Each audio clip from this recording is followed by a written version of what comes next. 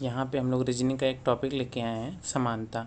इसमें हम शब्द समानता, संख्या समानता, वस्तु की समानता और व्यक्ति और उसके उपकरण, कौन कौन से व्यक्ति कौन कौन सा उपकरण यूज करते हैं वो पढ़ेंगे। तो यहाँ पे शब्द समानता से पहला प्रश्न है, चमचम अगर मिठाई से संबंधित है तो समोसा किससे संबंधित होगा? सब्जी से, पकवान से, मसाला से कि नाश्ता से? तो अगर चमचम मिठाई है तो समोसा तब भी खाते हैं जब नाश्ता करते हैं, तो समोसा नाश्ता से संबंधित होगा। आपका चौथा आंसर क्या है? सही है। प्रश्न नंबर दूसरा है, जर्मनी यूरोप से संबंधित है तो ब्राज़ील किससे संबंधित होगा? एशिया से, अफ्रीका से, अमेरिका से, ऑस्ट्रेलिया से? तो यहाँ पे देखिए आप कि जर्मनी जो है वो यूरोप महाद्वीप में है, तो ब्राज़ील किस महाद्वीप में होगा? एशिया महाद्वीप में तो नहीं होता है, तो ब्राज़ील जो है वो अमेरिका महाद्वीप में है। तो अमेरिका में दो महाद्वीप हैं, एक उत्तरी अमेरिका, एक दक्षिणी अमेरिका है, तो ब्राज़ील जो है वो दक्षिणी अमेरिका का भाग है। तो यहाँ पर राइट आंसर क्या हो जाएगा? अमेरिका। तीसरा प्रश्न है, पृथ्वी अगर गोल है तो पत्ता कैसा होता है? आप बताइए। हरा, शाखा, पेड़, समतल? तो आपको ये तो बहुत इजी प्रश्न है, तो इसका आंसर सभी लोगों को आता होगा कि पत्ता कैसा होता है? हरा। अगला प्रश्न है, कुर्सी अगर लकड़ी से बनती है तो शर्ट किस चीज़ से बनता होगा? सूती से, कपड़ा से, धागा से, रंग से? तो अगर शर्ट कपड़ा से बनता है, अगर यहाँ पे पूछा जाता कपड़ा किस चीज़ से बनता, तो वहाँ पे आप आंसर बताते धागा से। ठीक है, आगे चलते हैं। आँख का काम अगर देखना है तो कान का काम क्या है? सुनना, बोलना, सूंघना या छूना? तो कान का काम क्या है? सुनना। बोलना मुंह से बोला जाता है, सूंघना किसे सूंघा जाता है? नाक से, और छूना हाथ से। हाथ से छू के आप स्पर्श करके उसको समझ सकते हैं कि क्या है। ठीक है, तो इसका राइट आंसर होगा सुनना। आगे चलते हैं। अगला प्रश्न है, 3 जिस प्रकार संबंधित है 27 से, उसी प्रकार 4 किससे संबंधित होगा? तो ये संख्या समानता की टॉपिक है, तो यहाँ 3 देखेंगे तो 27 आ रहा है, तो 3 में अगर 9 का गुणा कर देंगे तो 27 आ जाएगा। ऐसे ही 4 में अगर 9 का गुणा करेंगे तो 36 आएगा। तो ऑप्शन में तो 36 है ही नहीं, ऑप्शन में 16, 64, 12, 32। तो आप यहाँ पे देखिए 3 का अगर हम क्यू करें तो वो 27 आ जाएगा, तो यहाँ 4 का क्यू 64, तो इसका राइट आंसर होगा 64। अगला प्रश्न है, 2 जिस प्रकार 10 से संबंधित हैं तो 3 किससे संबंधित होगा? 12 से, 15 से, 9 से, 18 से? तो आप यहाँ देखेंगे अगर 2 में 5 का गुणा कर दें तो 10 आ जाएगा, तो इसी तरीके 3 में भी 5 का गुणा कर दें तो 15 आ जाएगा, तो इसका राइट आंसर होगा 15। आइए हम अगले प्रश्न पे चलते हैं। 7 जिस प्रकार संबंधित है 49 से तो 8 किससे संबंधित होगा? तो पहले आप देखेंगे 7 में अगर 7 का गुणा कर देंगे तो 49 आ जाएगा, तो 8 में 8 का गुणा करिए तो 64 आ जाएगा। देखिए इसमें 8 में 7 का गुणा करेंगे तो 56 आ जाएगा, तो देखिए इसमें 56 है, तो ऑप्शन में 54, 72, 64, 81।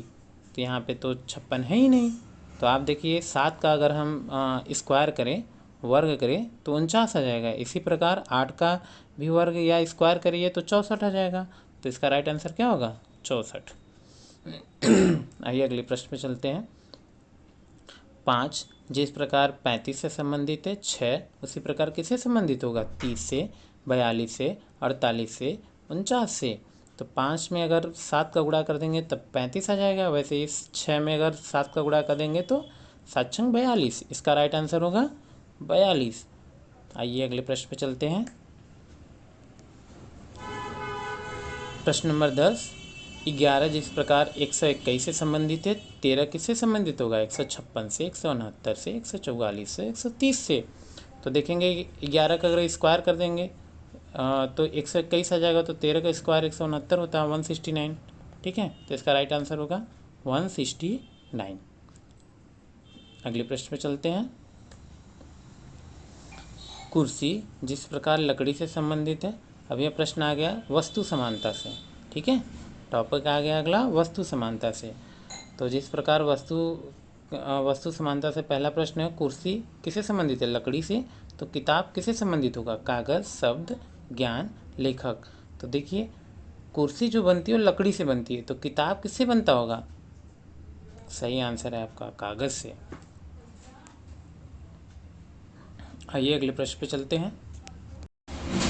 फूल जिस प्रकार माला से संबंधित है, तो मोती किससे संबंधित होगा? गहना से, हार से, कंगन से, अंगूठी से। देखिए फूलों की क्या बनती है? माला। तो मोतियों का क्या बनता है? हार। मोतियों का क्या बनता है? हार। ये तो बहुत सरल प्रश्न है। देखिए आप लोग सभी लोग इसका आंसर बताइए। पानी अगर प्यास बुझाती है तो खाना क्या करता है? भूख, स्वाद, पकवान, मिठास। तो खाना भूख मिटाता है।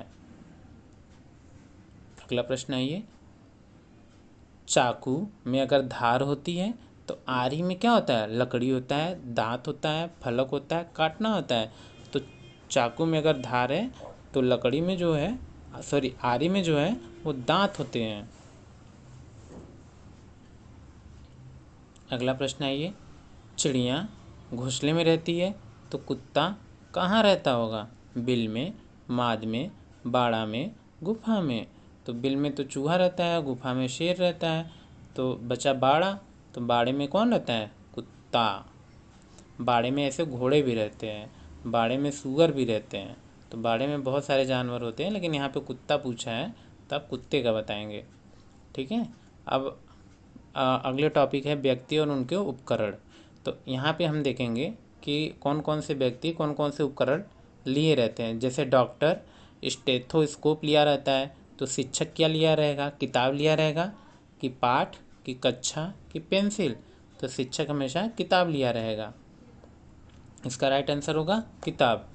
आइए अगले प्रश्न पे चलते हैं।